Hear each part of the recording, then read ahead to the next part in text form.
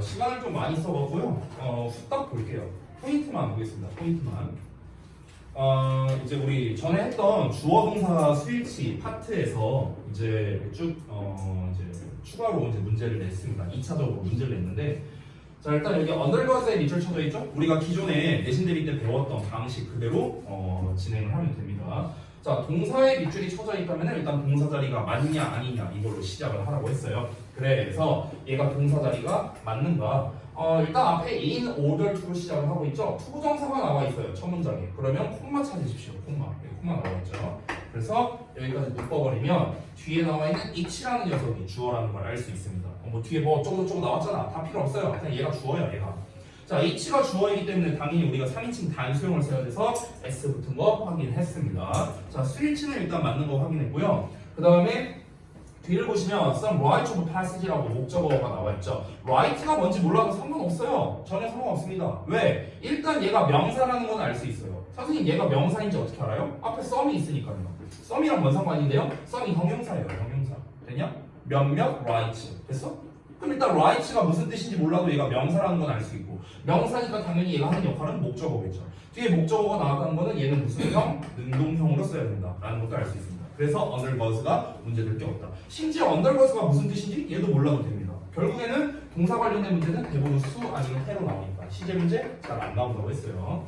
자, 그 다음에 두 번째 2번 봅시다. 자, 밑줄 쳐져 있는 게 were raised입니다. 그럼 얘는 문제 의도가 좀 뻔한 게 대부분은 수동태냐 아니냐 이런 문제를 물어볼 가능성이 있고요. 아니면 수일치 문제. 결국에는 얘가 일단 동사 자리가 맞는지 아닌지 먼저 한번 점검해 보자고요. The stylist 여기 주어 나왔고 그 다음에 who 어쩌고 나왔습니다. 자 여기서 주어와 동사가 멀리 떨어져 있는 요 형태가 되는 거겠죠. 뒤를 봤을 때도 동사로 쓸 수 있는 게 없기 때문에 여기 동사 자리가 맞습니다.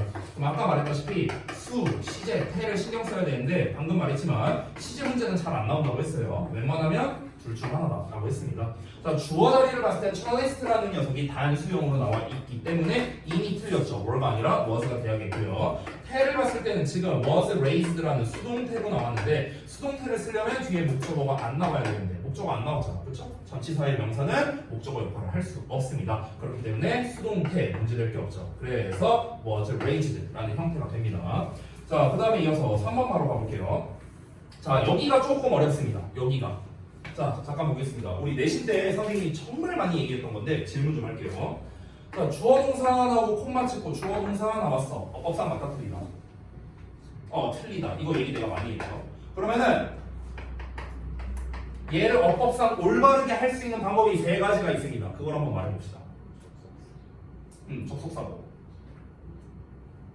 이거 뭐? 아니 똑바로 얘기해. 엔드 뭐? 어디다가?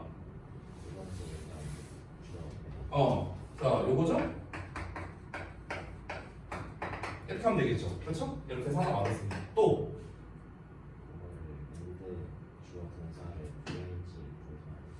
그럼 얘는 똑같이 쓰고 얘를 어떻게 하라고요? 얘를 얘를 분사구문으로 쓴다. 오케이. 그러면은 주어는 어찌 될지 모르니까 일단 냅두고 분사를 분사로 쓴다. 오케이. 좋아. 잘하고 있어. 자, 마지막 하나. 또 어떻게 하면 어법상 맞을까? 자, 봐봐. 여기에서 and 뒤에 주어가 나왔는데 이 주어가 예를 들어서 대명사라고 쳐보자. 대명사. 그럼 대명사라면 앞에 있는 어떤 명사를 대신한다는 거잖아. 그렇죠? 뭐 주어가 됐든 뭐 목적어가 됐든 뭘 대신하겠죠. 그럼 잘 보시면은 여기 and는 접속사고 주어는 대명사야. 그럼 이거 접속사와 대명사를 합친 형태가 있는데 그게 뭐지? 관계대명사죠. 관계대명사. 위치만 되는 거 아니고 수도 됩니다. 당연히. 근데 이제 제일 많이 나오는 게 위치니까. 됐어요? 이렇게 쓰면은 어법상 올바릅니다. 여기까지 됐죠? 그럼 여기 잘 보세요. taste and smell 주어 나왔고 are interlinked 동사 나왔어요. 콤마 찍혔네? 그렇죠? Both of them are known. 자, are known 동사야. 그럼 앞에 있는 게 주어겠죠. 지금 상황이 어떻습니까? 주어 동사 콤마 주어 동사네요. 지금 요거죠. 보이세요? 틀렸죠 그러면? 틀렸죠. 그럼 얘를 올바른 문장으로 바꾸려면 셋 중에 하나를 어떻게 조져야 되는 거야. 됐어? 근데 밑줄이 어디 쳐져 있냐면 여기 쳐져 있거든. are known에. 그렇죠? 그럼 여기에 쳐져 있으니까 뭘 건드려야 됩니까? 동사를 건드려야 돼. 동사를. 그럼 동사를 건드릴 수 있는 건 얘밖에 없잖아. 그렇죠? 그렇기 때문에 우리가 are known이 아니라 are를 ing로 써갖고 being known의 형태가 돼야 돼요. being known. 근데 우리가 언제나 이 being이라는 형태, 특히 분사구문에서 being이라는 형태는 생략이 가능하거든요. 그래서 being known 또는 그냥 known 이렇게 써도 됩니다. 됐죠? 자, 그러면 우리가 좀 약간 번외편으로 이 두 가지 버전 한번 볼까? 두 가지 버전. 지금 우리가 본 버전은 얘잖아. 그치? 그럼 이 두 가지 버전도 한번 볼게. 자, 첫 번째. 지금 접속사가 없기 때문에 어떻게 하면 됩니까? 여기다가 접속사 써주면 됩니다. 내가 매번 얘기하지만 콤마 있죠, 콤마. 콤마는 접속사가 아닙니다. 오케이? 그럼 요건 어떨까? 요거 한번 물어볼까? 이 딴 표시. 우리가 세미콜론이라고 하죠. 얘는 접속사가 될까 안 될까? 어떨 것 같아요? 세미콜론. 세미콜론은 접속사가 맞습니다. 얘는 접속사예요. 됐어? 세미콜론은 가능해요. 세미콜론은. 됐어? 그러니까 세미콜론 자체가 and나 but이나 이런 의미를 가지고 있어요. 얘 자체가. 이 딴 표시가. 얘는 어떨까? 땡땡. 콜론. 얘는 어떨까? 접속사의 역할이 가능할까? 불가능할까? 얘는 엄밀히 말하면 가능할 때도 있고 아닐 때도 있습니다. 그러니까 무슨 말이냐면 이 땡땡이 의미하는 게 뭐냐면요. 동격이거든요. 동격. 근데 애초에 동격이라는 것 자체가요. 단어로 표현할 수도 있고 구로 표현할 수도 있고 절로 표현할 수도 있거든요. 동격이라는 자체가. 그래서 절로 표현할 때 당연히 뒤에 주어 동사가 나오겠죠. 근데 단어나 구로 표현할 때 주어 동사가 안 나오니까 상황에 따라 다르다. 이렇게 볼 수 있습니다. 자, 그럼 다시 돌아와서 어쨌든 콤마는 뭐다? 콤마는 접속사가 아닙니다. 자, 그러면 다시 여기에 and를 써주면은 아무런 문제가 없어지는 거예요. 됐어? 그리고 여기 then 보이죠? then. 이 then이 가리키는 게 뭘 것 같아? 뭐겠어? taste and smell이겠지. 그치? 요 놈이겠지. 그러면은 접속사 나왔고 대명사 나왔네? 그럼 이걸 어떻게? 관계 대명사로 바꿀 수도 있겠네?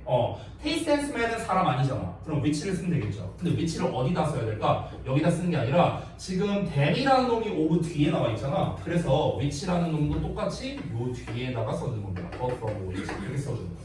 됐냐? 이렇게 써도 어법상 맞습니다. 됐죠? 세 가지 버전 다 했습니다. 됐니? 자, 한번 볼게요. 이어서. 자, 모의고사 유형 한번 보겠습니다. 1번부터 갈게요. 지금 1, 2, 3, 4, 5가 전부 다 동사 관련된 어법이거든. 그래서 내가 항상 말하지만 동사 관련 어법은 동사 자리가 맞냐 아니냐로 시작을 하는 겁니다. 동사 자리가 맞다면 주어를 찾는 거에서 시작을 하는 거예요. 자, has를 먼저 볼게요. 동사 자리가 맞는가? 자, 동사 자리가 맞는지 아닌지를 보려면 어떻게 해라? 지금 문장의 이제 시작 지점과 끝 지점을 체크하라고 했습니다. 그러고 난 다음에 동사 같은 놈을 다 찾아보세요. 여기 comes 나왔고요. 얘 동사 아니죠? 그 다음에 쭉 넘어가서 여기 나왔고요. 그 다음에 여기 땡땡 나왔네. 그쵸? 여기 뒤에는 없습니다. 동사가. 그럼 동사가 두 개 나왔는데 여기 when이라는 접속사가 나왔잖아. 그쵸? 그러면은 이 comes는 얘랑 연결되니까 빼버리고요. 그럼 여기 동사 자리가 맞겠네요. 한 문장에 동사가 반드시 하나 나와야 되니까. 그쵸? 자, 그럼 일단 동사 자리가 맞으니까 수, 시제, 태를 신경 써야 되는데 아까도 말했지만 시제 같은 경우는 시험 문제에 잘 안 나온다. 이 두 가지다. 스위치 아니면 태다. 그래서 우리가 주어를 찾아야 되는데 주어가 이치네요. 그렇죠? 이치는 단수 취급하니까 해제라는 형태를 썼고 뒤에 목적어 나왔으니까 운동형 제대로 썼습니다. 됐죠? 그래서 1번은 문제될 경우다. 되니 요 순서로 가는 겁니다. 2, 3, 4, 5 다 똑같이 푸는 거예요. 됐죠? 가볼게요. 2번도 그러면.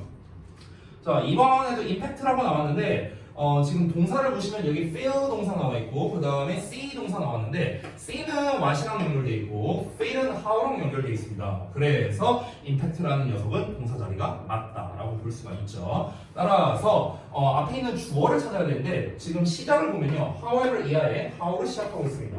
그럼 요 덩어리 자체가 이 글의 주어가 되는 건데 우리 지난번에 배웠다시피 명사 구나 명사절은 기본적으로 단수 취급한다 이런 걸 배웠죠. 단수 취급하니까 우리가 동사 뒤에 s를 붙여야 되는데 s가 안 붙어있네. 그래서 s를 붙여줘야 되고 뒤에 what절이라는 목적어가 있기 때문에 역시나 능동형을 써준 겁니다. 그래서 2번은 impact로 써야 맞다. 됐니? 자, 그 다음에 3번 보겠습니다. 3번 역시나 동사 자리가 맞는지 한번 체크해보자면 trading은 동사 아니죠? ing니까 past body images starts with how we think. 여기 think 나왔는데 how랑 짝이죠? 그래서 얘는 버리고 끝났습니다. 문장 이러고. 그럼 여기가 동사 자리가 맞겠네요. 그렇죠? 자, 그래서 주어를 찾아봤는데 주어를 보시면 creating 동명사 주어입니다. 동명사는 단수 취급이죠. 그래서 s가 붙은 겁니다. 문제될 게 없는 거고. 선생님 start 뒤에 목적어 나와야 되는데요. start는 자타 동사가 둘 다 되는데 하나 팁을 주자면 start with가 한 세트예요. start with 여기 보이시죠? start with 하면은요 뭐뭐로 시작하다 이렇게 해석이 됩니다. 뭐뭐로 시작되다 이렇게도 해석이 되고요. 뭐뭐로 시작되다. 자, 여기에서 여러분이 주의해야 되는 게 바로 앞을 보시면 images라고 복수형이 나와 있잖아. 이런 거에 낚이지 말라는 거예요. 실질적인 주어는 creating 동명사 주어다. 자, 그 다음에 4번 보겠습니다. 자, 여기서도 문장이 길지 않으니까 바로 가볼게요. 일단 여기 can disregard 이제 동사가 나와 있습니다. 앞부분에 동사가 있고요. 지금 여기 learn이라는 동사가 있어요. 그럼 요 동사와 요 동사를 연결해주는 어떤 접속사가 없습니다. 우리 어떤 상황이냐? 요 상황입니다. 요 상황. 됐어요. 단지 이게 주어가 생략되어 있는 상황일 뿐입니다. 자, 그럼 여기는 동사 자리가 아닙니다. 동사 자리가 아니니까 준동사를 써야 되는데 제가 내신 대비할 때 말씀드렸지만 대부분 동사 자리가 아닐 때는 시험 문제에 뭐가 많이 나오냐? ing냐, pp냐가 제일 많이 나온다 했습니다. 출제율 80% 이상이에요. 알겠죠? 그래서 여기서도 ing냐, pp냐로 접근하면 되는데 이 learn이라는 단어의 특성을 알면 아주 쉽게 풀 수 있어요. 어떤 거냐면 이 learn이라는 단어는요 뒤에 목적어를 투부정사를 받아요. 뭐뭐 하는 것을 배우다, 뭐뭐 하는 것을 알게 되다 이런 식으로 해석이 됩니다. 그래서 to value ourselves higher 이 부분이 목적어의 역할을 하기 때문에 능동형인 learning으로 써준 겁니다. 됐죠? 자, 그 다음에 마지막 5번 보겠습니다. 자, 요 5번 같은 경우는 우리가 지난번에 포인트 2번인가에 나왔었던 놈인데 관계사절 내 수일치에 관련된 거였습니다. 잘 보시면요. 바로 앞을 보시면은 our life라는 단수 명사가 나와 있고 그 다음에 여기 friends라는 복수 명사가 나와 있고요. 이어서 관계대명사가 나와 있는 이런 상황입니다. 이거 제가 한번 설명했었죠. 그래서 선행사가 요 녀석이냐에 따라 이제 요 놈에 대한 수일치가 달라지겠죠. 그렇죠? 근데 이거 제가 팁으로서 한번 알려드린 적이 있었는데 자, 다시 명사 나오고 전치사의 명사 나오고 만약에 관계대명사가 이어진다라고 하면은 일반적으로는 요 관계대명사들이 앞에 있는 명사를 선행사로 보는 경우가 많습니다. 이거 제가 팁으로서 알려드렸었어요. 그래서 해석은 좀 생략하고요, 시간상. 그래서 앞에 있는 요 friends가 선행사이기 때문에 복수에 맞는 형인 value로 써줘야 된다라는 겁니다. 뒤를 보시면은 our personality라는 목적어 나와 있는 거 보이시죠? 그래서 능동형으로 써준 거기도 합니다. 됐죠? 자, 그래서 여기까지 가고요. 지금 1, 2, 3, 4, 5 문제를 봤을 때 푸는 패턴이 다 똑같아요. 방식이 똑같습니다. 이렇게 풀면 돼요. 그리고 주요코 2학년에서도 계속해서 이렇게 문제가 나올 겁니다. 알겠죠? 자, 그럼 우리 오늘 어디 할 차례입니까? 18쪽 할 차례가? 우리가 이 시제? 22쪽이요? 공사의 시제 했었어요, 우리? 여기 진도를 나갔다고요? 안 나갔던 거 같은데? 안 나갔잖아, 이씨. 그 제가 혹시 여러분 완료 시제 설명했었나요? 완료 시제? 했냐 안 했냐? 안 했냐? 완료 시제 안 했어요? 완료 시제 해석법 2가지 이런 거 내가 설명 안 했나? 안 했어요? 오케이, 알겠습니다. 자, 그러면 오늘 요 동사의 시제와 더불어서 뒤에 유닛 4에 조동사와 법 있잖아요. 여기를 좀 같이 진도를 나가도록 할게요. 2개를 한 세트로. 자, 제가 지난 시간에 한번 얘기를 했던 것 같은데 우리 이미 처음에 OT 때 다 배웠거든요. 시제, 조동사, 가정법 한 세트로 배웠잖아. 그렇죠? 그럼 그거를 우리가 잠깐 리뷰를 해보자. 잠깐. 자, 시제는 우리가 배웠던 게 현재 시제, 과거 시제 배웠었어. 기억나? 현재 시제의 키워드가 뭐였었지? 평상시. 평상시에 벌어지는 일이니까. 일반적이고 그리고 확실하고 단호하고 변화가 없고 됐어? 이런 것들을 배웠죠. 그렇죠? 자, 그러면은 과거 시제는 어땠었어? 모호하고 희미하고 내 눈에 안 보이고 확신이 없고 됐어? 이게 과거 시제였죠. 여기서 연결된 게 조동사 개념이었습니다. 조동사 개념은 이제 마찬가지로 조동사의 현재형은 이제 확신이 있는 가상의 세계를 만들어주는 개념이기 때문에 추측성의 의미를 가지고 있었죠. 조동사의 현재형은. 조동사의 과거형은 어떤 의미? 가정의 의미를 갖고 있었죠. 가정의 의미. 그렇죠? 그래서 우리가 실제로 가정법을 쓸 때는 조동사의 과거형만을 썼다. 됐어? 그러면서 우리가 또 추가로 배운 게 조동사에다가 동사원형을 쓰면은 무슨 시제였습니까? 예를 들어 can으로 했어. 자, can에 동사원형 썼어. 무슨 시제? 현재 시제. could에 동사원형 썼어. 무슨 시제? 현재 시제. 오케이? 잘 기억하고 있네요. 둘의 차이는 시제 차이가 아니라 의미 차이다 라고 얘기를 했습니다. 만약 요 놈을 과거 시제로 쓰고 싶다면 어떻게 썼죠? have pp를 썼었습니다. have pp, can have pp, could have pp. 됐어요? 이렇게 하면 과거 시제가 되는 겁니다. 이게 우리가 처음에 OT 할 때 이제 배웠던 내용인데요. 지금 여기 책에 나와 있는 포인트 7번과 8번 있죠. 미리 말할게요. 둘 다 안 나옵니다. 어법에서. 고등부에서 안 나옵니다. 이 시제라는 파트가요. 중간이 없어요. 중간이 없다는 게 무슨 말이냐면 지금 포인트 7, 8번에 나오는 게 다 언제 나오냐? 중2 때 나오는 거야. 중2 때. 포인트 7번은 단순 과거와 현재 완료를 비교한다. 부사를 통해서. 그리고 포인트 8번은 시간 조건의 부사절에서는 미래 시제를 못 쓴다. 이 내용이거든요. 근데 이게 다 중2 때 나오는 내용이에요. 고등부에서는 그냥 거의 안 나온, 아니 거의가 아니라 제가 최근 주역고 몇 년 하면서요 본 적이 없습니다. 이런 거 낸 거를. 오케이? 그러니까 어법으로는 아무런 메리트가 없는 녀석들이라는 거예요. 알겠죠? 제가 그래서 전에 OT 때도 얘기했는데 시제 조동사 가정법은요. 어법에서 낼 만한 애는 그렇게 많지 않아요.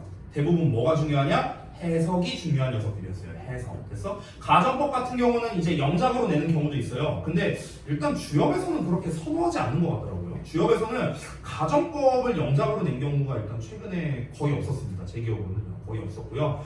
그래서 우리 입장에서는 시제 조동사 가정법에서는 뭘 기억하는 게 중요하다? 방금 전까지 제가 설명드렸던 의미를 기억하는 게 제일 중요해요. 독해적인 의미. 알겠죠? 그래서 포인트 7번과 8번은 제가 간단하게는 얘기하겠지만 그보다 더 중요한 의미적인 것들을 접근해서 설명드리도록 하겠습니다.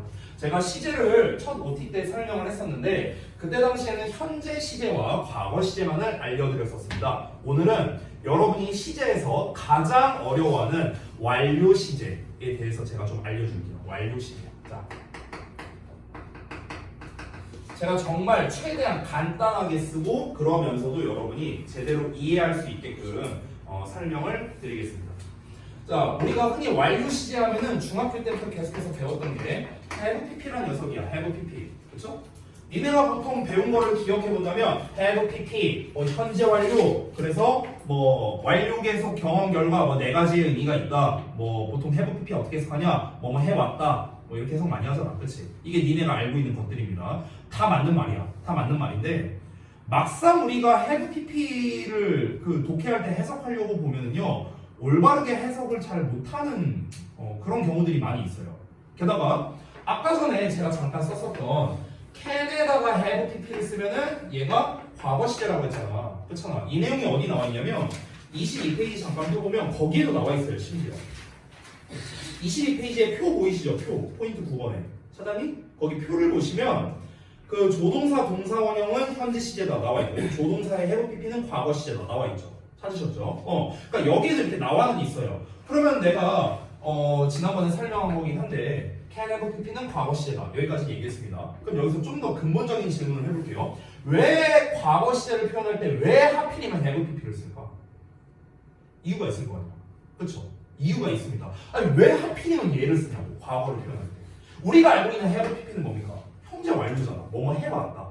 그럼 우리가 만약에 can have pp를 해석한다면 뭐뭐 해올 수 있었다 이렇게 해석해야 될 것 같은데 실제로는 그렇게 해석을 안 하죠. 그렇죠? 그럼 왜 우리가 이 have pp라는 놈이 과거를 의미하는 걸까? 우리가 알고 있는 건 현재 완료인데 이유가 있겠죠. 그 비밀을 알려드리겠습니다. 자, 가볼게요. 일단 완료 시제라는 거를 제대로 이해하시려면요 이 pp라는 놈에 대한 개념부터 제대로 알아야 됩니다. 우리가 흔히 pp 과거분사 하면은 우리 머릿속에 있는 거는 수동밖에 없거든요. 수동태. 근데 여기서는 또 완료래요. 선생님 여기에서의 pp는 수동태입니까? 아닙니다. 아니에요. 그럼 이제 우리가 이 비밀을 먼저 파헤쳐야겠죠. 그래서 가장 초기 단계 용어부터 설명 들어가겠습니다. 지금 쓰는 거는 여러분이 필기를 안 하셔도 됩니다. 추후에 준동사 파트에서 다시 다룰 건데요. 잠깐 설명 좀 드릴게요. 여러분 우리가 이놈을 설명하기 위해서 지금 이제 제가 설명하는 거예요. 그냥 잘 들으세요. 앞에 보고 잘 들어봐봐. 우리가 이제 언어, 특히 영어라는 언어에서 모든 언어가 마찬가지겠지만 이 의사소통을 하기 위한 도구잖아요. 언어라는 건. 그러면 이 의사소통에서 가장 많은 영역을 차지하는 게 뭐냐면 바로 동사예요. 동사. 됐어?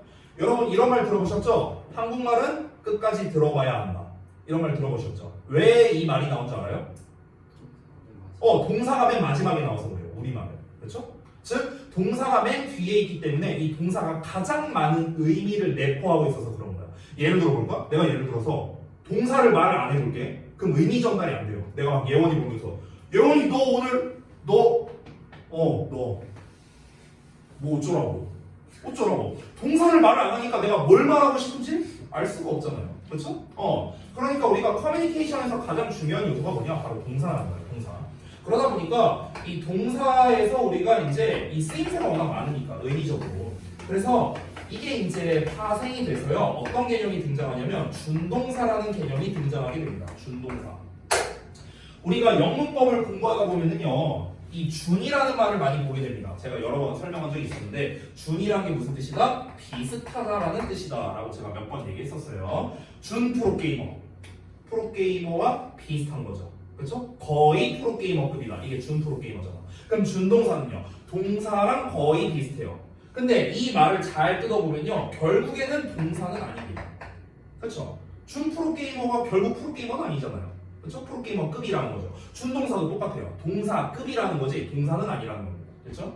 동사가 아니기 때문에 당연히 우리가 동사 자리에 써서도 안 되고요. 뭐뭐다라고도 해석이 안 됩니다. 됐습니까? 동사가 아니니까요.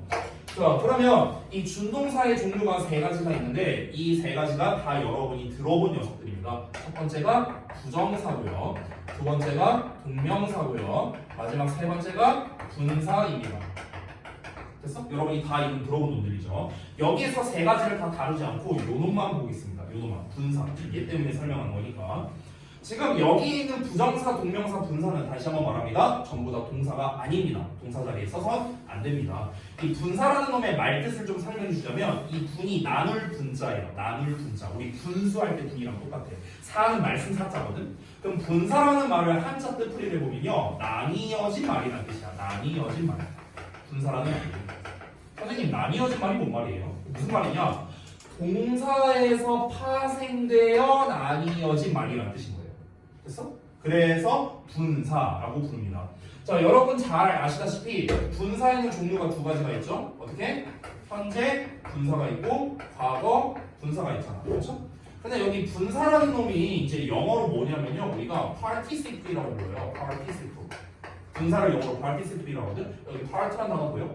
보이죠? 부분이잖아. 부분. 그래서 분사. 되냐? 과거는 영어로 뭐죠? past잖아. 그래서 우리가 past participle, 과거 분사, 일명 앞글자 따서 pp라고 부르는 겁니다. 됐습니까? 이게 이제 용어 설명한 거야, 지금까지. 자, 그러면 이 과거 분사와 현재 분사라는 이 분사라는 놈은 기본적으로 품사가 뭐냐면 기본적으로 형용사예요. 형용사. 됐어? 그래서 명사를 꾸며주거나 보어의 역할을 하는 이제 그런 녀석들입니다. 자, 여기에서 이제 이 분사라는 놈들 각각은요, 기본적으로 의미를 두 개씩 가지고 있습니다. 현재 분사도 두 개, 과거 분사도 두 개의 의미를 가지고 있는데, 자, 현재 분사는 기본적으로 능동의 의미 그리고 진행의 의미를 담고 있고요. 과거 분사는 이 녀석과 반대되는 개념입니다. 능동이라는 건 여러분 알다시피 하는 거니까, 과거 분사, 수동이라는 거는 당하는 겁니다. 능동의 반대. 진행이라는 건 뭔가를 하고 있는 거잖아. 그럼 이거의 반대는 끝내버리는 겁니다. 그래서 완료의 의미가 됩니다. 됐습니까? 그래서 현재 분사를 해석할 때는 뭐뭐 하는 니은자 받침이죠. 형용사니까 형용사 니은자 받침 해석한다 했죠. 뭐뭐 하는 또는 뭐뭐 하는 중인.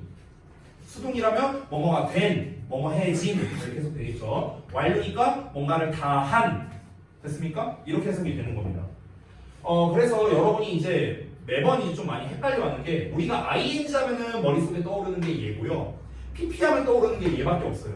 이게 문제예요. 아닙니다. ing와 pp는 다시 한번 말할게요. 두 개씩 의미를 가지고 있습니다. 제가 수동태 설명할 때 수동태 여기 수동 의미를 설명할 때 이런 얘기를 한 적이 있어요. 자동사는 수동태가 안 된다. 이런 얘기를 제가 여러 번 했었잖아요. 그러면 자동사가 완료는 가능하느냐? 당연히 가능합니다. 됐어요? 당연히 가능합니다.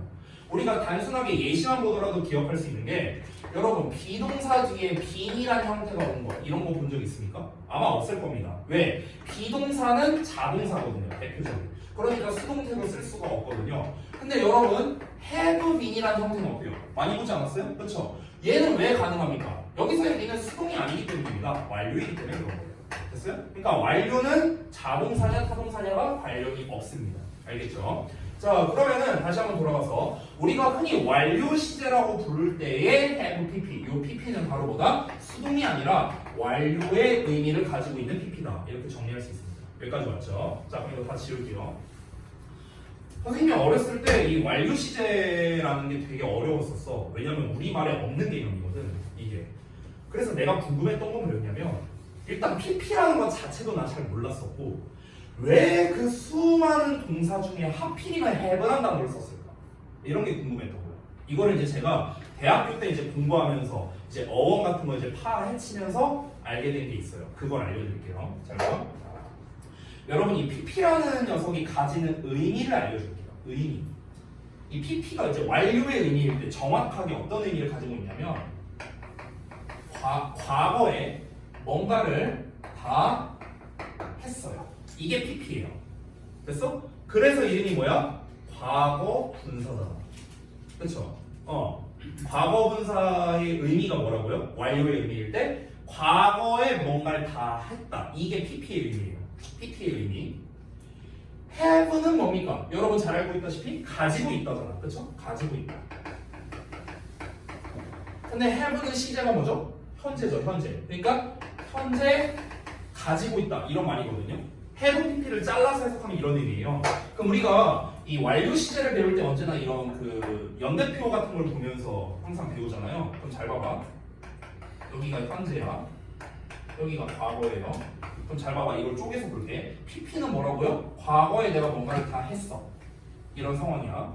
근데 have는 뭐라고? 지금 가지고 있는 거라고. 그럼 과거에 내가 뭔가를 다 했는데 그 다 한 상태를 지금도 가지고 있어. 이런 상태가 되는 거예요. 됐어? 예를 들자면 내가 만약에 예를 들어서 I bought a book이라고 써볼게. I bought a book 이렇게 써보고 I have bought a book이라고 써볼게요. 예를 들어서. 그럼 이 둘의 차이가 뭐냐면은 I bought a book. 나 과거에 책 하나를 샀어. 그럼 과거에 책 샀어. 이러고 끝난 거야. 그냥. 끝난 거야. 그래서 그 책 지금도 가지고 있어? 몰라. 몰라. 이 문장만 보고는 알 수가 없어요.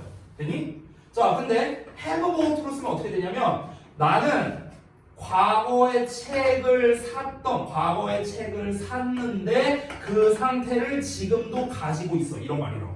됐어? 그러면은 과거에 책을 샀는데 지금 그 책을 갖고 있는 거야? 아니면 모르는 거야? 갖고 있는 거예요. 됐어요? 이런 의미가 되는 거라고. 아시겠습니까? 그래서 현재 완료라는 거는 뭐다? 과거에 뭔가를 다 했는데 그 상태를 지금도 가지고 있다. 이게 현재 완료의 진정한 의미가 되는 거예요. 됐어? 이거를 이제 우리가 이제 표현할 수 있는 방식으로 완료, 계속, 경험, 결과 이런 식으로 4개로 분할시킨 것 뿐입니다. 됐습니까? 근데 완료, 계속, 경험, 결과 어떤 거든 나발이든 다 공통적인 건 뭐냐면요. 결국에는 이 의미가 공통적이라는 거예요. 됐어? 자, 그러면 좀 더 구체적으로 가서 그러면 이 완료 시제의 의미를 한번 알아볼 건데 완료 시제가 가지고 있는 의미 우리가 중학교 때 4개 배우잖아요. 다 몰라도 됩니다. 우리는 딱 2개만 알면 돼요. 반으로 줄여줄게요. 반으로. 그래서 완료 시제의 의미 설명드립니다. 2개만 할게요. 첫 번째, 이건 너네가 너무나도 잘 알고 있는 겁니다. 바로 계속의 의미입니다. 그래서 우리가 뭔가를 해왔다 라고 해석을 하죠. 그렇죠? 자, 그러니까 해왔다라는 해석이 왜 얘가 가능하냐면요. 과거에 내가 공부를 했어. 그 과거가 야 1초 전이라고 과거잖아요. 그렇죠? 그럼 예를 들어 1시간 전에 공부를 했어. 근데 그 공부한 상태를 지금도 가지고 있어. 그러면은 과거부터 지금까지 공부한 상태가 계속해서 온다는 거잖아. 그러니까 계속의 의미가 되는 거예요. 이해됐죠? 자, 2번째 의미는 뭐냐면요. 이거는 이제 문법책에 안 나와 있는 거라 제목을 조금 길게 쓸게요. 기준 시점보다 먼저라는 뜻이 있습니다. 기준 시점보다 먼저. 그래서 우리말로 해석이 어떻게 되냐면요. 뭔가를 했었다라고 해석이 됩니다. 뭔가를 했었다. 됐어? 이게 2번째 해석이에요. 자, 이게 무슨 의미인지 좀 알려줄게요. 일단은 여기 기준 시점이라고 쓴 게 있는데 선생님 기준 시점이 뭐예요? 가장 쉽게 말하면요. 주절의 동사의 시제입니다. 주절의 동사의 시제. 이게 기준 시점이라고 보시면 됩니다. 이것보다 먼저예요. 이것보다 먼저. 자, 설명을 좀 다시 드릴게요. 자, 한번 봅시다. 자, 현재가 있고 과거가 있습니다. 자, 그러면은 이게 어떤 의미로도 될 수 있냐면 잘 봐. PP는 뭐라고요? 과거에 뭔가를 했었어. 과거에 어느 시점에 뭔가를 했었어. 근데 그 했던 것을 지금 가지고 있다가 현재 완료라고 했잖아. 그렇잖아. 그러니까 가장 대표적인 예시로 들어주자면 우리 현재 완료에서 경험의 의미 있죠. 경험의 의미. 그렇죠? 우리가 경험의 의미를 보통 어떻게 해석합니까? 뭐뭐 해본 적이 있다 이렇게 해석하잖냐. 뭐뭐 해본 적이 있다. 그러면은 이거를 내가 말을 바꿔볼게. 뭐뭐 이건 여기다 쓸게요. 뭐뭐 해본 적이 있다라는 말을 내가 다르게 표현하면은 뭔가를 해본 경험을 가지고 있다. 이거랑 같은 말 아니야? 둘이 똑같은 말이지. 그치? 그럼 봐봐. 뭔가를 해본 경험. 이건 뭔데요? 과거에 뭔가 한 거 아니야? 그치? 근데 그거를 가지고 있대. 해보잖아. 됐냐? 그러니까 have pp로 경험을 표현하는 거야. 이해돼? 근데 이거를 잘 보면은요.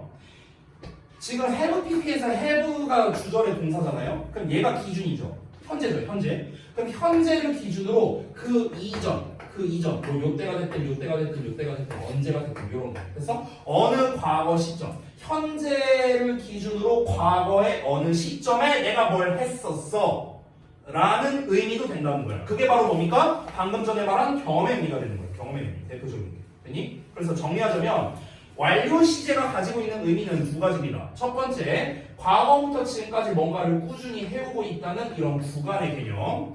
두 번째는 어떤 기준 시점보다 뭔가 먼저 일어났구나 이런 의미가 있다는 거야. 됐니? 자, 여기까지가 완료 시제의 기본 의미입니다. 그럼 이거를 우리가 개념을 배웠으면요. 개념을 확장시킬 수 있어야 돼요. 자, 확장을 시켜볼게. 아까 전에 우리가 배웠던 지난번에도 배웠던 can have pp를 한번 볼게요. can have pp. 자, 얘가 과거를 뜻한다고 했어. 그럼 이제 얘가 왜 과거를 뜻하는지 이제 우리는 알 수 있습니다. 봐봐. have pp를 쓰면 어떤 의미가 있다? 기준보다 먼저라고 했습니다. 근데 여기에서 have라는 놈이 나왔잖아. 그쵸? 그럼 이거는 뭡니까? 현재예요. 현재 시제죠. 얘는요. 근데 have pp를 쓰면 어떻게 된다? 기준보다 먼저니까 이 have pp가 들어가는 순간 과거의 의미가 되는 거예요. 됐니? 이해돼요? 뭔 말인지? 또 예를 들어볼게. 만약 예를 들어서 주어 동사 어쩌고 나오다가 투동사 원형이 나왔다고 쳐볼게. 이 동사가 현재 시제라고 쳐볼게. 현재 시제. 이 그 준동사도 시제를 가지고 있거든요. 투부정사, 동명사, 분사 다 시제를 가지고 있어요. 그러면 이 투부정사의 시제는 어떻게 되냐면요. 얘랑 똑같아요. 기본적으로. 됐어? 기본적으로 똑같아요. 자, 근데 여기에서 내가 형태를 이렇게 써볼게요. to have pp라고. to have pp라는 형태도 있습니다. 이걸 일명 우리가 완료 부정사라고 해요. 완료형이 들어간 to 부정사, 완료 부정사라고 부르는데 그럼 잘 봐봐. have pp가 들어가면 뭐라고요? 기준보다 먼저라고요. 그럼 기준이 누구라고요? 주절의 동사라고 했죠. 주절의 동사 누굽니까? 얘잖아요. 그럼 얘가 뭡니까? 현재 시제죠. 그럼 얘는 무슨 시제? 과거 시제가 되는 거예요. 얘보다 먼저니까. 됐냐? 얘가 만약에 기준이 과거예요. 그럼 얘는 무슨 시제가 되는 거야? 대과거 시제가 되는 거예요. 됐습니까?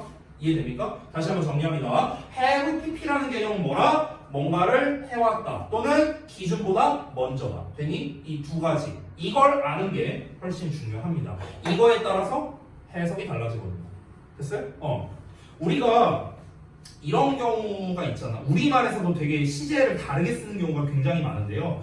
예를 들면은 만약에 민준이랑 성민이랑 만약에 맞짱을 떴어. 예시예요, 예시. 자, 둘이 막 싸웠어. 어제 싸웠다고 쳐볼게. 어제 막 싸웠어. 근데 어제 싸운 거를 어제 후회했다고 표현할 수도 있고요. 어제 싸운 걸 오늘 후회 중이다라고 표현할 수도 있잖아. 맞죠? 그러면 어제 싸운 걸 어제 후회했으면 같은 시점이죠. 그쵸? 그러면 똑같이 과거 시제 쓰고 투동사원형 쓰면 되는 거예요. 같은 시점이니까. 근데 어제 싸운 거를 오늘 후회했다면요. 어제 싸운 걸 오늘 후회한 거야. 그럼 여기는 현재 시제인데 여기는 과거로 표현해야 되거든. 됐어? 그럴 때 쓰는 게 to have pp라고. 이해됩니까? 뭔 말인지? 그러니까 우리가 우리말에서도 이렇게 시점을 달리 쓰는 경우가 굉장히 많잖아요. 그렇죠? 그래서 이 have pp라는 이 두 가지 개념, 특히 이 기준 시점보다 먼저라는 개념을 알면은 다른 쪽에도 다 의미가 확장 가능한 거예요. 예를 들어서 동명사 있죠, ing, 동명사 뭐뭐 하는 거. 그럼 이 동명사랑 have pp라는 개념을 결합하면은요, having pp라는 형태가 되거든요. having pp. 됐어요? 그럼 요 ing는 뭐뭐 하는 것으로 해석하잖아, 그렇죠? 그럼 having pp는 어떻게 해석이 될까? 뭐뭐 해온 것 또는 뭐뭐 했었던 것 이렇게 해석이 되는 거예요. 됐습니까? 다 의미를 확장해서 우리가 볼 수 있다는 겁니다. 한 가지만 익히고 땡이 아니라 일단 have pp가 나오면은 뭔가를 해왔거나 아니면 기존보다 먼저 뭔가를 해봤었구나 이렇게 이해하시면 된다는 거예요. have pp가 나올 때마다 여러분은 그 생각을 하시면 돼요. 알겠죠? 자, 이렇게 정리를 하겠습니다. 자, 그래서 사실 동사의 시제 부분은 뭐 제가 다 설명을 드렸거든요. 이 포인트 7번, 8번에 나온 것들은요, 책에 나와 있는 게 뭐 이렇게 여러 가지가 있는데요. 아까도 말했지만, 별로 안 중요합니다. 별로 안 중요해서 제가 이 부분에 대한 설명은 패스하도록 하겠습니다. 안 중요하니까요. 그리고 조동사와 법 파트 있죠. 22쪽에 포인트 9번 있잖아요. 이미 다 설명했던 거예요. 제가 아까도 복습을 했고요. 우리 첫 OT 때도 다 얘기했고요. 심지어 포인트 10번에 있는 가정법 있죠. 얘도 제가 설명을 했습니다. 가정법. 가정법 과거는 무슨 시제? 까먹었어요? 다시 설명해야겠는데 그러면은 가정법 과거는 어떻게 생겼냐? 조동사의 과거에 동사 원형을 썼었어. 조동사에다 동사 원형을 썼다고. 그럼 무슨 시제야? 현재 시제잖아. 됐어? 근데 생긴 건 과거잖아. 생긴 거는. 그래서 우리가 가정법 과거라고 부르는 거고 이름은 그리고 해석은 현재로 해야겠죠. 만약 내가 뭐뭐 한다면 내가 뭐뭐 할 텐데 이런 식으로 가정법 과거 완료가 과거 시제로 해석이 된다. 그게 중요한 거고요. 그 포인트 10번의 맨 아래 박스를 보면요 뭐가 나와 있거든요. 조그맣게 뭐 동사 대주어 슈드 동사 원형 직설법 뭐 어쩌고 나와 있죠. 이거 나와 있죠. 요 부분은 어법으로 좀 낼 만한 게 있어요. 특히 주역구 2학기 중간고사 때 잘 나옵니다. 2학기 중간고사 정확히. 그래서 이 부분은 제가 좀 설명을 드려야 되는데 얘는 필기가 조금 있거든요. 그래서 제가 잠깐 쉬는 시간 가졌다가 이 부분을 좀 설명드리겠습니다. 좀만 쉬었다.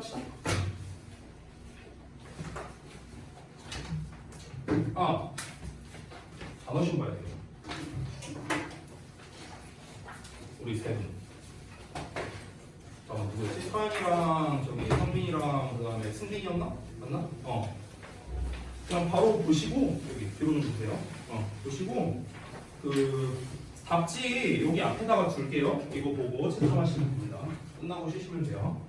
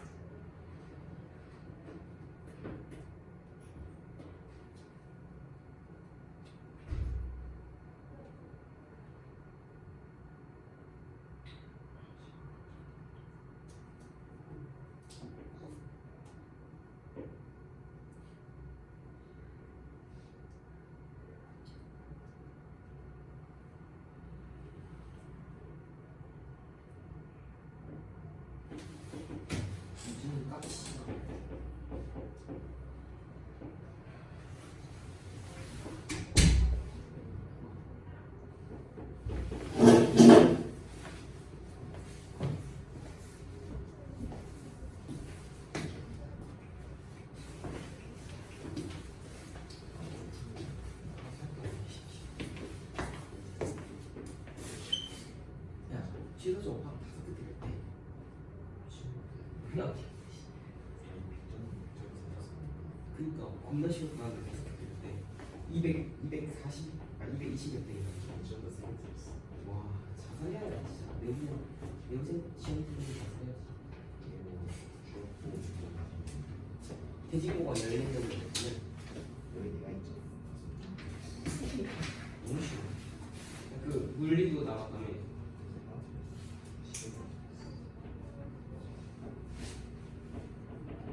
물리는 별로 안 되는데. 52년.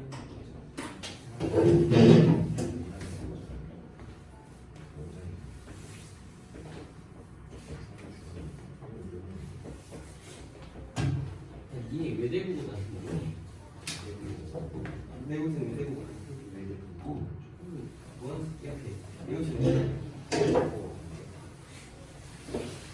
태양의 길. 그 겁나 유명한 외대. 그 미미미누.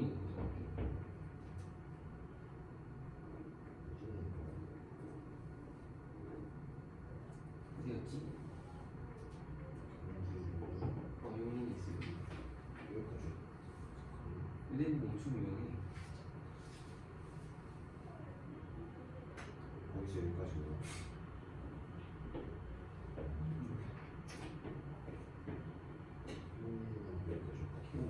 근데 친구 네오제이블 100점인데? 박병찬 알아? 박병찬? 박병찬 세월호 보면서 이 공부 존나 잘하잖아. 어? 어 맞아 맞아. 얘 브레인 옛날에 다녔을 때 알지도 않았어. 브레인 정평 1등 공부 존나 잘해. 중학교 때 못했는데 진짜 잘했어.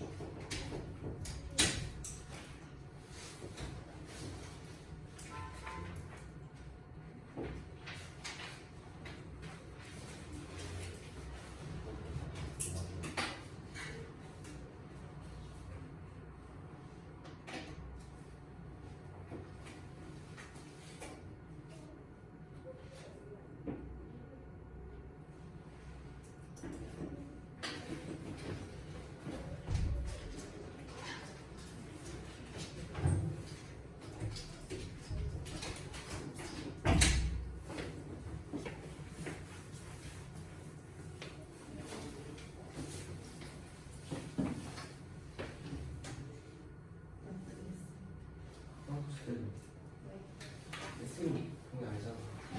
아니 내가 안 하고 있어.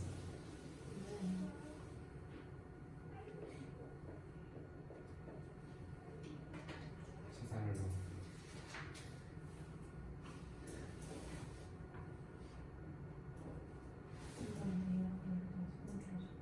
나 거짓말이 못해.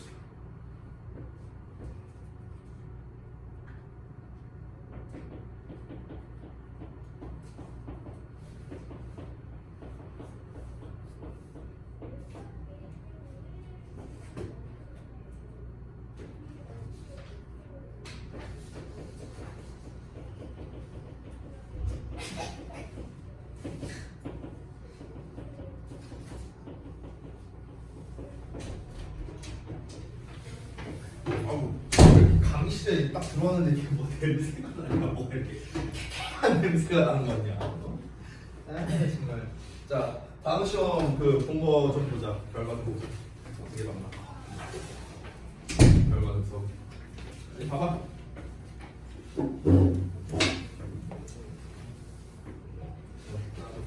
찍어. 자, 그다음에 성민이.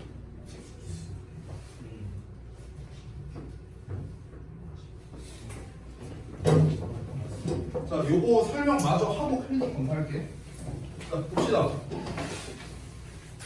설명할 게 조금 많거든요. 이거를 좀 빈 페이지를 띄고 필기를 할게요. 제목이 조금 길어요. 여기에서는 막 이제 제목이 딱히 나와 있지 않은데 이게 문법책에 따라서 뭐 가정법 현재다 뭐 이렇게 표현하는 데도 있고 뭐 어떻게 다르게 표현하는 데도 있는데 저는 이제 좀 제목을 그냥 제가 알아서 쓸게요. 자, 당위성을 나타내는 표현과 잘 어울리는 것 이렇게 쓸게요. 저는 제목을요. 당위성을 나타내는 표현과 잘 어울리는 것.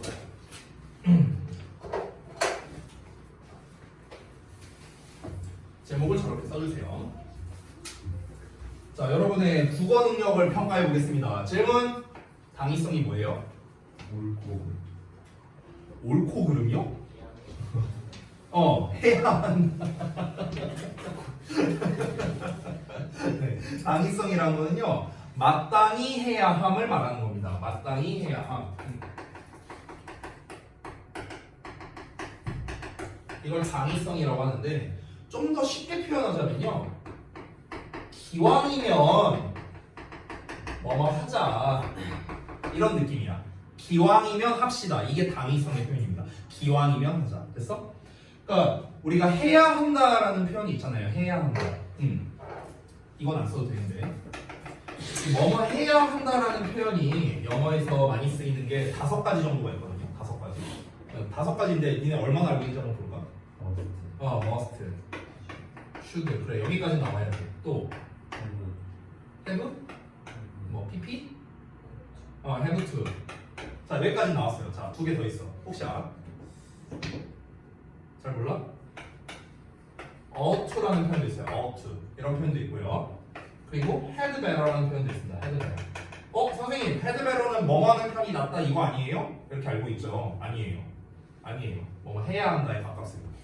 자, 이렇게 표현들이 있는데 이 표현들이 쓰임새가 다 조금씩 다릅니다. 근데 이거 솔직히 잘 몰라도 되긴 하거든요. 솔직히 말하면 이 2개만 알면 돼요. must는 강제성이거든요. 강제성. 그러니까 안 하면 이제 뭔가 큰일 나는 거야. 안 하면 뭔가 법적 조치를 당한다거나 약간 이런 것들 있죠. 이런 게 이제 must고요. should라는 게 바로 지금 저기에 나와 있는 당위성을 나타냅니다. 기왕이면 합시다. 이게 should예요. 기왕이면 합시다. 그래서 should는요, 어떻게 보면 뭐뭐 하는 게 당연하다? 뭐 이런 의미로도 쓸 수 있어요. 뭐뭐 하는 게 당연하다. have to는 이제 뭐 굳이 따지면 must와 should 의미의 중간 이런 느낌인데, 그러니까 제일 중간이라고 하면 잘 와닿지 않으니까 쉽게 말하면 이겁니다. 엄마가 예를 들어서 와갖고 아유 공부 좀 열심히 해라, 막 이렇게 얘기하는 거 있잖아. 그게 좀 have to 의미에 가까워요. 됐어? 너 공부 좀 열심히 해야 돼, 이런 거. 됐어? 그러니까 기왕이면 공부 열심히 해야 돼 이런 뉘앙스는 아니잖아. 그게, 그렇지? 무조건 열심히 해야 된다는 건데, 근데 만약에 열심히 안 하면은 막 여러분이 막 큰일 나, 막 집에서 내쫓겨, 막 이거까지는 또 아니잖아요. 그렇죠? 그러니까 must처럼 아예 강제도 아니고, 그렇다고 해서 기왕이면 하자 이런 뉘앙스도 아닌 거. 됐어? 이런 게 이제 have to의 느낌이라고 보면 돼요. 이해하셨죠? ought 같은 경우는 여러분에게는 좀 이제 생소한 표현일 수 있는데, 왜 그러냐면 ought라는 표현이 주로 어디서 나오냐? 법전에서 많이 나와요. 법전에서. 이런 경우에는 이런 식으로 뭐뭐 한다, 이렇게 할 수 있다, 이렇게 해야 된다, 뭐 이런 식으로 나온 조항들 있잖아. 그때 보통 이제 ought라는 표현을 많이 씁니다. 이 had better 같은 경우는 이제 우리가 좀 오해가 있는 게 있는데요. 자, 이거 뭐 안 써도 돼요. 그냥 이제 뭐 의미로 이제 그냥 보여주는 거니까. 자, 여러분의 실력을 한번 볼까? 너 병원 가보는 게 좋겠어. 영어로 어떻게 쓸까요? 부른 대로 써볼게. 뭐라고요? should 뭐라고? 왜 해봐? 아니 왜 해봐? 아니 걱정 마세요. 어차피 못 맞출 거예요, 여러분. 어차피 여러분 아니 이거 내가 딴반 뭐 알바니든 어디든 내가 구분 안 하고 내봤는데 아무도 못 맞췄어요. 아무도 못 맞췄어. 머스트. should must? must. 뭐? 끝이에요? 보통 이제 그럼 이거를 좀 더 영작하기 쉬운 버전으로 한번 내가 써볼게요. 나는 내가 병원 가보는 게 낫다고 생각해. 자, 좀 더 영작하기 편하게 제가 써줬습니다. 자, 어떻게 하면 될까? I think I think You you should 히드베 have better go to hospital. 오케이. 이렇게 생각하는 분들이 아마 많겠죠. 자, 한번 볼게요. 이거는요, 이 뉘앙스가 어떤 느낌이냐면 이렇게 쓰면 어떤 뉘앙스냐면은 이렇게 봅니다. 일단 go to the hospital의 의미를 알아야 되는데 이 go to the hospital은 어떤 의미냐면요, 이런 느낌입니다. 그러니까 우리가 그냥 해석할 때는 뭐 병원에 간다 이렇게 해석하잖아요. 근데 병원에 간다라기보다는 뭐라고 해야 되지? 해석될 수 있는 게 여러 가지가 있는데 첫 번째 병문안 간다? 이런 의미로 해석이 되거나 아니면 이쁜 간호사 보러 간다? 뭐 이런 의미로 해석될 수 있어요. go to the hospital. 됐어? 그래서 우리가 어떻게 표현하는가? 이렇게 말합니다. 이렇게 표현합니다. I think you should go to see a doctor. 이렇게 표현해요. 이게 이제 너 병원 가보는 게 좋다고 생각해. 이거거든요.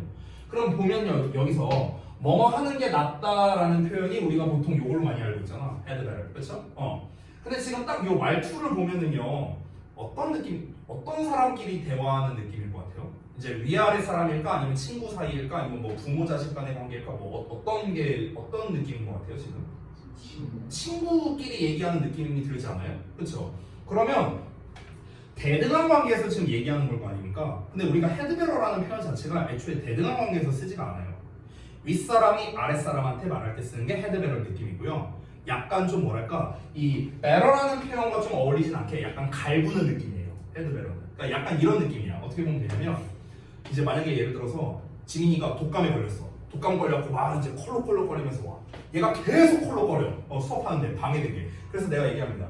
지민아, 병원 좀 가보는 게 낫지 않겠냐? 병원 좀 가보지? 이거야. 이게 헤드베러 느낌이야. 알겠어? 좀 갈구는 느낌? 이렇게 보시면 돼요. 친구들 사이에서 말할 때는 야, 너 어떡해? 야, 빨리 병원 가봐. 이거는 should예요. should. 됐어요? 그러니까 어감으로 따지면 그렇다. 이 정도 차이가 있어요. 됐죠? 이건 그냥 설명드린 거고요. 이건 이제 회화적 어감을 좀 설명드린 겁니다. 우리가 이제 뭐 시험과는 무관해요. 회화적 어감을 말한 거니까. 자, 그럼 다시 돌아가서 이 당위성을 나타내는 표현 결국에는 뭡니까? 방금 전에 말했던 should죠, should. 결국 정리하자면 요 should라는 표현과 자, 잘 어울리는 일이 있어요. 그거를 좀 써줄게요. 전부 다 동사 시리즈인데 주장하다, 그다음에 명령하다, 요구하다, 제안하다, 충고하다입니다. 주장, 명령, 요구, 제안, 충고의 동사들인데요. 자, 동사 시리즈가 종류가 많으니까 뭐 한두 개만 써볼게요. 자, 주장하다 대표적인 단어가 insist죠. insist, 주장하다. 명령하다, 뭐 order라는 단어를 써도 되고 command를 써도 되고요. 그 다음에 요구하다, 뭐 제일 쉬운 단어는 ask지만 ask보다는 제가 require, 아니다, demand로 쓸게요. demand. 요구하다. 제안하다는 너네가 잘 알고 있는 게 suggest잖아. 근데 suggest 쓰면 너무 쉬우니까 suggest를 일단 쓰고 하나만 더 쓸게. 얘는 recommend. recommend는 원래 추천하다, 권장하다 이런 뜻이잖아. 권장한다는 것 자체가 뭡니까? 제안하는 거죠. 충고하다는 잘 알고 있죠? advise죠. 됐습니까? 이런 표현들. 자, 요 표현들을 다 썼습니다. 이 제가 지금 쓴 요 표현들이 전부 다 뭐냐면요, 당위성을 나타내는 표현과 잘 어울립니다. 좀 더 설명을 해드릴게요. 이 단어들의 공통점이 뭐냐면요, 전부 다 대절을 목적으로 받아요. 대절. 그럼 대절에 주어 동사가 나오겠죠. 이렇게 나오겠죠. 그럼 여기를 잘 보세요. 요 동사 자리. 요 자리에 바로 뭐가 오냐? should의 동사 원형이라는 형태가 나옵니다. should의 동사 원형. 됐어? 그럼 이제 우리가 해석을 해볼게요. 해석을 하면 어떻게 되냐? 예를 들어 주장하다라고 한번 해석해볼게요. 주장하다. 그럼 어떻게 해석되냐?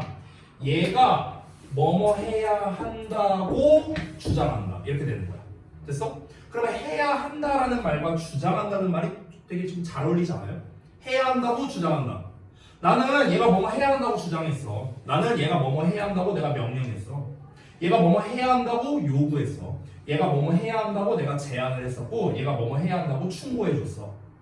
어떻습니까? 해야 한다라는 말과 되게 잘 어울리죠. 그렇죠? 자, 여기까지가 이제 기본인데요. 문법적 특징이 있는데 그걸 좀 알려줄게요. 요 표현들이 나오고요. 여기 대절 나오고 should 나오잖아. 근데 이 should가 생략이 돼요. 이게 문제야. should가 생략이 돼요. 그러면 예를 들어서 여기서 he라고 나왔다고 쳐볼게. 그럼 원래 우리가 비동사를 쓰면 is라고 써야 되잖아. 그렇지? 근데 is를 안 쓰고 be라고 써야 돼. 이렇게. be 이렇게 써버린다. 이상하게 생겼죠. 그렇죠? 근데 이상한 게 아니에요. 왜? 앞에 should가 생략된 거거든. 됐냐? 그럼 이제 시험에서 어떻게 낼까? he is라고 써놓고 밑줄 딱 쳐놓는 거야. 법상 많이 틀린 거야. 이런 식으로 되는 거야. 그럼 아니 그럼 he 당연히 is지 뭐 얘 당연히 맞지 이랬다가 틀리는 겁니다. 왜? 앞에 should가 생략돼 있으니까. 됐나요? 이런 식으로 문제를 내는 거예요. 이런 식으로. 자, 여기까지만 나온다면 참 좋겠는데 요 정도 수준으로만 나온다면 참 좋겠는데 안타깝게도 이렇게 나오지 않는 경우가 있습니다. 자, 그래서 좀 그러니까 예외라고 말하기 뭐한데 이런 경우가 있어요. 지금 이제 should의 동사 원형을 쓰는데 반대로 should의 동사 원형을 안 쓰고요. 원래의 수 인칭에 맞춰서 쓰는 경우가 있습니다. 원래의 수 인칭에 맞춰서 쓰는 경우가 있어요. 원래 수 인칭에 맞춰서 쓴다는 게 무슨 말이냐? 그러니까 지금 얘 버전은 뭡니까? be 이렇게 쓴다는 거야. 얘 버전은 뭐야? is 이렇게 쓴다. 이 말 하는 거예요. 됐어? 쉽게 말하면요. 그럼 이렇게 써야 되는 경우도 있다는 거야. 그럼 이건 어떤 경우일까? 당연히 어떤 경우냐면 should의 의미가 그러니까 should를 넣었을 때 의미가 어색한 경우입니다. 됐어? 자, 근데 이렇게 말하면 좀 와닿지가 않죠? 예시를 들어줄게요. 예시. 한국말로 제가 예시를 들어줄 테니까 내가 예시를 2개 말해볼게요. 우리말로. 그랬을 때 제가 말하는 예시가 should의 의미가 있는지 없는지를 여러분이 한번 봐보세요. should의 의미가 있는지 없는지 이걸 한번 잘 들어보세요. 첫 번째. 자, 상황을 먼저 말해볼게. 너네 학교 뭐 이제 급식이 있어. 근데 급식이 겁나 맛대가리가 없어. 내가 이제 예를 들어 전교 회장이야. 그래서 이거 좀 따져야겠다. 이런 상황입니다. 자, 주장하다 단어만 쓸게. 주장하다 내가. 나는 우리 학교 이 맛대가리 없는 급식이 바뀌어야 된다고 주장합니다. should의 의미가 있어요 없어요? 방금 전에 말한 예시에서. 한 번 더 예시를 말할게. 나는 우리 학교에 이 맛대가리 없는 급식이 바뀌어야 한다고 주장합니다. should가 있어 없어? 없다고요? 한 번 더 말할게. 나는 우리 학교 급식이 바뀌어야 한다고 주장합니다. 바뀌어야 한다. 뭐 해야 한다. should가 없다고요? 아니지. should의 의미가 왜 없어? 있잖아. 바뀌어야 한다. 해야 한다. 있잖아. 됐어?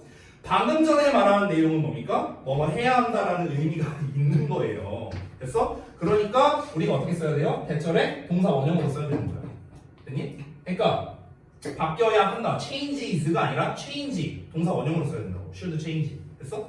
자, 근데 내가 또 다른 예시를 써볼게. 여기에서는 should가 없는 버전입니다. 자, 한번 볼게요. 옛날에 어떤 한 학자가 주장했는데 뭘 주장했냐면 지구가 태양을 돈다고 주장했어. 자, 지구가 태양을 돈다. should가 있어 없어? 여기는 없죠. 그렇죠? should를 넣으면 지구가 태양을 돌아야 한다. 이상하죠? 그렇죠? 그러니까 should를 넣으니까 의미가 어색해지네요. 그렇죠? 의미가 어색해지죠. 오히려 지구가 태양을 돌아야 한다. 그렇죠? 그러니까 그런 경우에는 당연히 우리가 should를 쓰지 않습니다. 그럼 결국에는 should의 의미가 어색한 경우인데 이게 한마디로 말하면 어떤 경우냐면 일반적인 어떤 사실을 전달할 때요. 일반적 사실, 객관적 사실. 지구가 태양을 돈다. 일반적 사실이잖아. 객관적 사실이고. 그쵸? 요런 경우에는 우리가 should를 넣으면 오히려 의미가 어색해지기 때문에 그때는 원래 어순으로 그러니까 원래 이제 그 수일치랑 이제 인칭에 맞춰서 쓰는 거죠. 됐어? 그러니까 go around로 쓰는 게 아니라 goes around 이렇게 쓴다고. Earth goes around the sun 이렇게 표현하는 거야. 됐어? 지구가 태양을 돈다. 됐죠? 돌아야 한다가 아니라. 됐습니까? 결국에는 우리가 정리를 하자면 이 녀석에서 이제 시험에 내는 포인트는 대절에 나오는 이 동사원형 부분이죠. 얘를 가지고 시험을 냅니다. 다시 한번 말하지만. 근데 여기다 밑줄 쳐놓고 어법상 맞냐 틀리냐 이걸 내는 건데 그럼 우리가 어떻게 구분을 한다? 해석을 해보는 겁니다. 이 동사원형에 해야 한다의 의미가 있다. 그러면은 당연히 동사원형이 맞는 거고 해야 한다를 넣었더니 이상하다. 그러면 이제 원래 이제 수와 인칭에 맞춰서 쓰면 된다. 요거예요.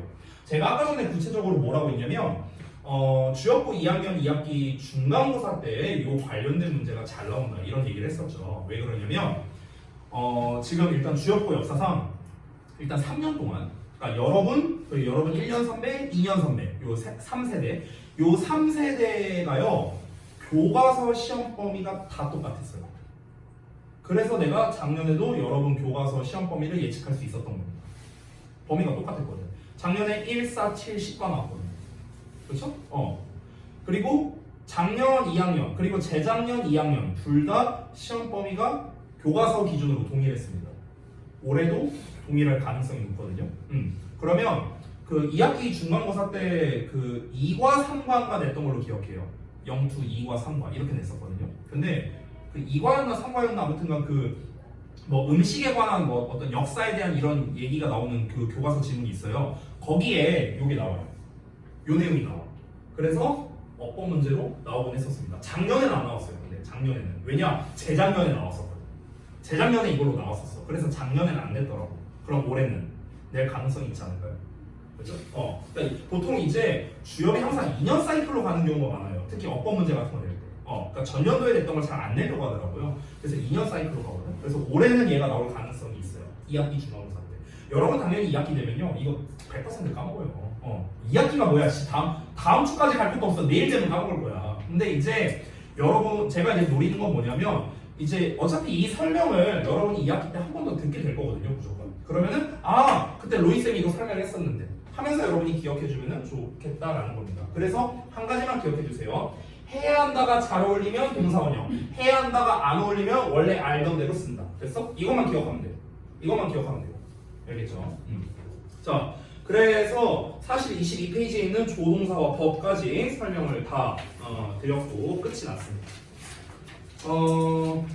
좀 정리를 하고요. 여러분 클리닉 검사하고 마치도록 하겠습니다. 여기 숙제를 쓰면서 제가 다음 시간에 할 것도 좀 말씀을 드리도록 할게요. 오늘이 1월 26일이죠?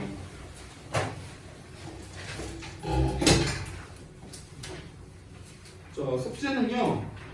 페이지 22쪽에 빈칸 내용 한번 채워보시고 그리고 오늘은 내용 예습이 아니죠? 내용 복습을 해보셔야 됩니다.